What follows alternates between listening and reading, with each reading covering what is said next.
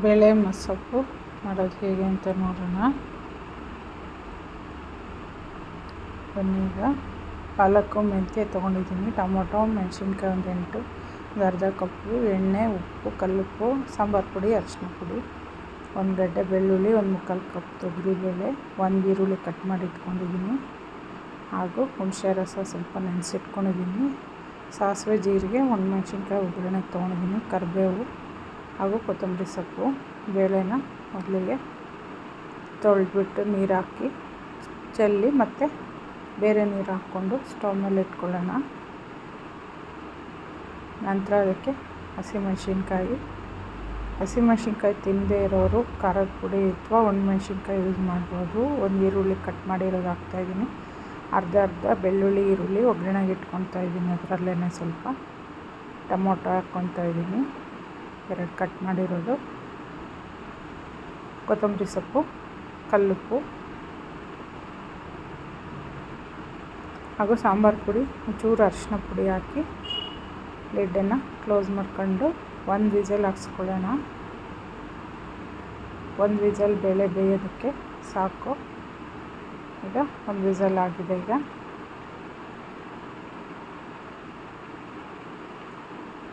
ಬೇಳೆ ಬೆಂದಿದೆ. ಈಗ ಸ್ವಲ್ಪ ನೋಡಿ. ಈಗ ಸೊಪ್ಪು ಕಟ್ ಮಾಡಿ ಇಟ್ಕೊಂಡು ತೊಳೆದು ಚೆನ್ನಾಗಿ ಕಟ್ ಮಾಡಿ ಇಟ್ಕೊಂಡಿರೋ ಸೊಪ್ಪು ಹಾಕ್ಕೊಂಡು ಒಂದು 2-3 ನಿಮಿಷ ಚೆನ್ನಾಗಿ ಬೇಯಿಸ್ಕೊಳ್ಳೋಣ. ಬೇಳೆ ಜೊತೆ ಎಲ್ಲ ಹೊಂದ್ಕೊಳ್ಳೋಂಗೆ. ನೋಡಿ, ಈಗ ಬೆಂದಿದೆ ಚೆನ್ನಾಗಿ. ಸೊಪ್ಪು ಬೇಳೆ ಜೊತೆ ಎಲ್ಲ ಮಿಕ್ಸ್ ಆಗಿ, ಸೊಪ್ಪನ್ನ ನಾನು ಕುಕ್ಕರಲ್ಲಿ ಹಾಕ್ಕೊತಿಲ್ಲ, ಹಾಗೆ ಕೊನೆಯದಾಗಿ ಸೊಪ್ಪು ಹಾಕಿ ಬೇಯಿಸ್ಕೊತಾ ಇದ್ದೀನಿ. ನಂತರ ಇದು ನೀರೆಲ್ಲ ತೊಗೊಬೇಕು. ನೀರೆಲ್ಲ ಬಸ್ಕೊಂಬಿಟ್ಟು ಸೊಪ್ಪು, ಟೊಮೆಟೊ, ಈರುಳ್ಳಿ ಅದೆಲ್ಲ ಏನಿದೆ ಅದನ್ನು ಚೆನ್ನಾಗಿ ಸ್ಮ್ಯಾಶರಿಂದ ಮಸ್ಕೊಳ್ಳೋಣ. ಮಸ್ಕೊಂಡಾದಮೇಲೆ ನಾವು ಬಸ್ತಿಟ್ಕೊಂಡಂಥ ನೀರನ್ನು ಕೂಡ ಇದ್ರೊಳಗೆ ಹಾಕ್ಬಿಡೋಣ. ಸೊಪ್ಪುಗಳ ಜೊತೆ ಸೇರಿಸಿ ಮಿಕ್ಸ್ ಮಾಡ್ಕೊಳ್ಳೋಣ.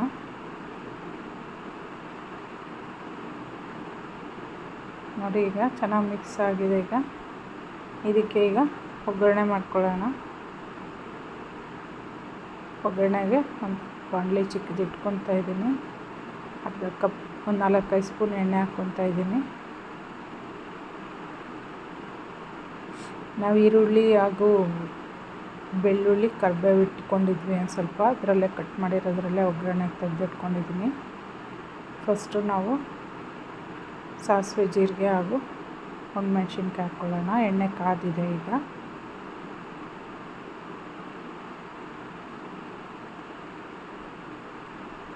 ಸಾಸಿವೆ ಚಿಟಪಟ ಅಂದ ತಕ್ಷಣ ಮತ್ತೆ ಈರುಳ್ಳಿ, ಬೆಳ್ಳುಳ್ಳಿ, ಕರಿಬೇವು ಹಾಕ್ತಾ ಇದ್ದೀನಿ.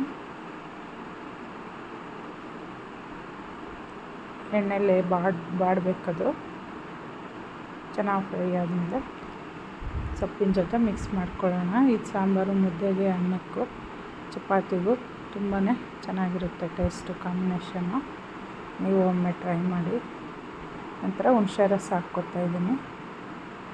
ಹುಣಸೆ ರಸ ಆಪ್ಷನಲ್, ಬೇಕಿದ್ದರೆ ಹಾಕ್ಕೊಳ್ಳಿ, ಇಲ್ಲಾಂದರೆ ಹುಳಿ ಜಾಸ್ತಿ ತಿನ್ನಲ್ಲ ಅಂದರೆ ಟೊಮೊಟೊ ಅಷ್ಟೇ ಸಾಕಾಗುತ್ತೆ. ನಾನಿಲ್ಲಿ ಹುಣಸೆ ರಸ ಒಂದು ಸ್ವಲ್ಪ ಹಾಕ್ಕೊತಾ ಇದ್ದೀನಿ. ಈಗ ನೋಡಿ, ಮಸ್ಕೊಂಡಿರೋ ಸೊಪ್ಪು ಜೊತೆ ಒಗ್ಗರಣೆ ಮಿಕ್ಸ್ ಮಾಡಿ ಒಂದು ಕುದಿಸ್ಕೊಂಡ್ರೆ ಸೊಪ್ಪಿನ ಸಾರು, ತುಂಬಾ ಬೇಳೆ ಸೊಪ್ಪಿನ ಸಾರು ರುಚಿಯಾಗಿದ್ದು ರೆಡಿಯಾಗಿದೆ. ನೀವು ಒಮ್ಮೆ ಟ್ರೈ ಮಾಡಿ.